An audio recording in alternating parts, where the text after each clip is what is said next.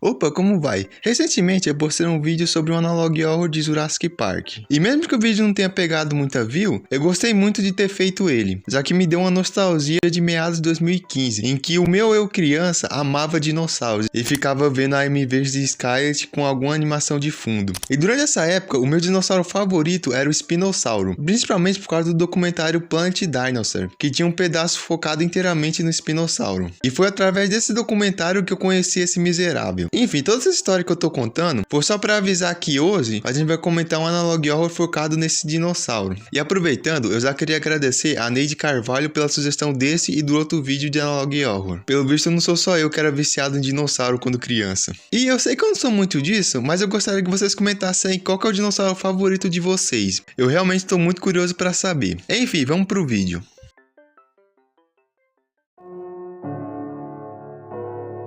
A primeira fita se chama A Emboscada do Espinossauro. E assim como no outro Analog Horror, esse aqui também começa com um vídeo de introduções para novos funcionários feito pela Ingen. E explicando mais uma vez para quem não viu o outro vídeo, Ingen é o nome da empresa responsável pela criação de todos os dinossauros que nós acompanhamos em todos os filmes da franquia. E no vídeo de introdução feito por ela, nós acompanhamos algumas dicas de como lidar com os dinossauros do parque, com a primeira sendo sobre o estegossauro, que deve ser mantido longe de luzes fortes e barulhos altos como carros e barcos. Principalmente depois de um incidente em que 14 pessoas foram atacadas e mortas por um estegossauro com raiva, em 5 de agosto de 1997. Então, né? Melhor tomar cuidado. Porém, as instruções são interrompidas pela ligação de um funcionário do parque pedindo ajuda. Segundo ele, alguma coisa parecida com um enorme crocodilo se soltou das aulas. Ainda segundo ele, para se proteger, ele se trancou em um quarto que era o único local seguro dali. Do outro lado, um funcionário chamado Luke aconselha ele a manter a calma e verificar as câmeras de segurança, e o nosso coitado obedece.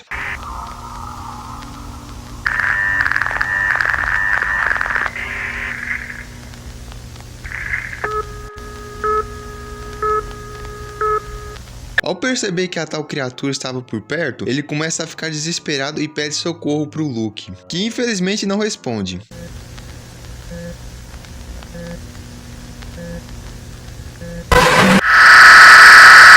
E nós voltamos para o guia de introdução da Ingen, onde é dito que no parque existe um dinossauro específico que durante a noite ficava extremamente agressivo, e por isso a empresa trancava todas as portas do parque durante a noite. Eles pensam que eu sou um monstro. Se monstro é o que eles me chamam, então é um monstro que eles vão ter. E o vídeo termina com a notícia da morte daquele funcionário do começo. E sobre esse final, o detalhe que mais me chamou a atenção é esse monólogo, onde aparece um dinossauro pensando. E eu nem preciso explicar o quão estranho é isso. Tipo, então os dinossauros desse universo têm consciência? Bom, na verdade isso é um spoiler de algo que a gente vai descobrir mais pra frente.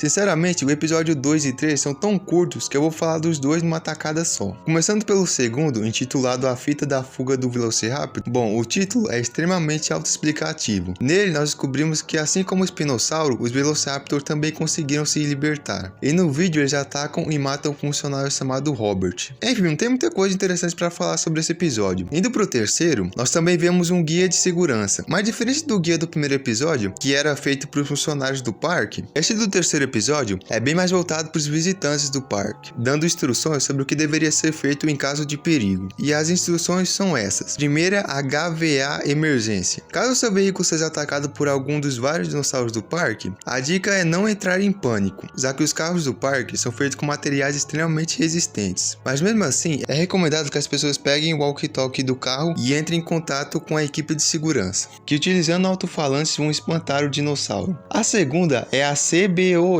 que fala que no território do parque há várias cercas elétricas. Porém é deixado claro que em caso de tempestades, a energia que alimenta essas cercas pode acabar.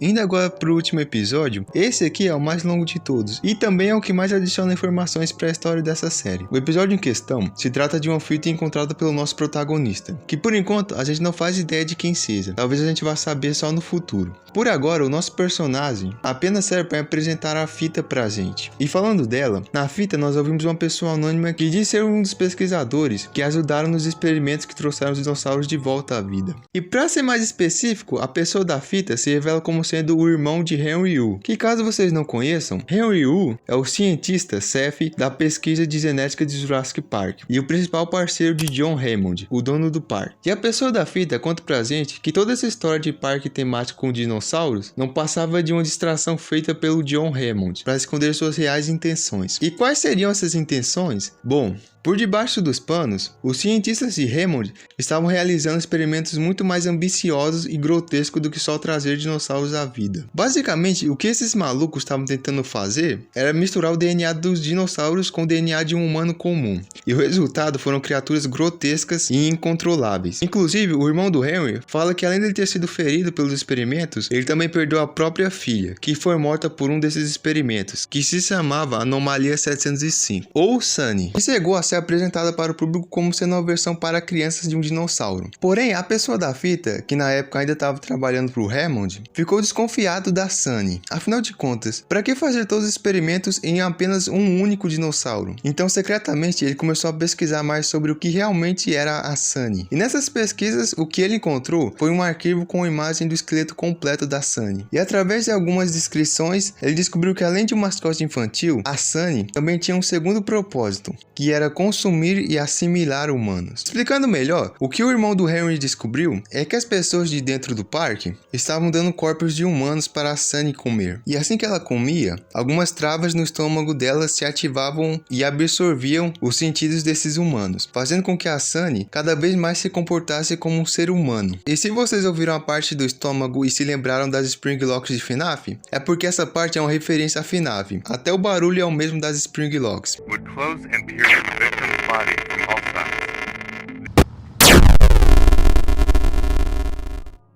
Enfim, voltando pro vídeo, essa parte humana da Sunny tá ficando tão forte que ela chegou até mesmo a conseguir imitar a voz de uma pessoa, como é mostrado nessa gravação dela com um funcionário do parque.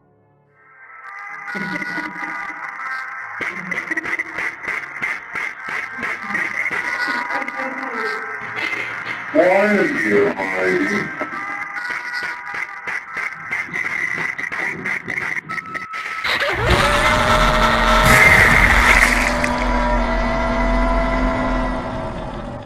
E nesse momento vem um plot twist. A gente vê a notícia sobre a morte desse funcionário. E é o mesmo jornal da morte do funcionário do episódio 1. Dando a entender que foi a Sunny quem realmente matou o cara do episódio 1. Pera, mas não tinha sido o Espinossauro quem tinha feito isso? Bom, o Analog Horror não dá explicação, mas eu tenho uma teoria. Se vocês repararem bem, em nenhum momento do episódio 1 a gente vê o corpo do Espinossauro. A única coisa que aparece dele são vultos e uma imagem no final. Pois bem, eu acredito que a Sunny tenha armado tudo isso para pôr a culpa no Espinossauro e evitar que o parque fosse atrás dela depois da morte do funcionário. E sim, eu sei que é um pouco absurdo pensar que um dinossauro poderia fazer um plano tão complexo como esse. Mas é bom lembrar que no final do episódio 1, onde aparece esse monólogo, que agora eu tenho certeza que é da Sunny, ela fala que ela seria o monstro que todos pensavam que ela era. E sinceramente, se a inteligência da Sunny chegou ao nível dela conseguir falar como um ser humano e até mesmo ter sentimentos de raiva pelo parque, para mim não é absurdo pensar que ela poderia sim fazer um plano tão elaborado quanto esse. E voltando pro episódio 4, o irmão do Henry fala que depois do incidente de 1993, também conhecido como o primeiro filme de Jurassic Park, a Sunny aproveitou a oportunidade para fugir da ilha, utilizando-se de alguns destroços que flutuaram depois de uma tempestade. E até o momento, ninguém sabe do paradeiro dela. E para finalizar, o irmão do Henry fala pra gente que ele ia tentar botar fogo em todo o parque, para acabar de uma vez com todas com essa loucura. E pede pra gente que se ele falhar, nós deveríamos continuar o seu plano. E se ele falhou ou não, nós só vamos descobrir quando mais episódios forem lançados. Até lá, obrigado por terem assistido até o final, redes sociais na descrição e tchau!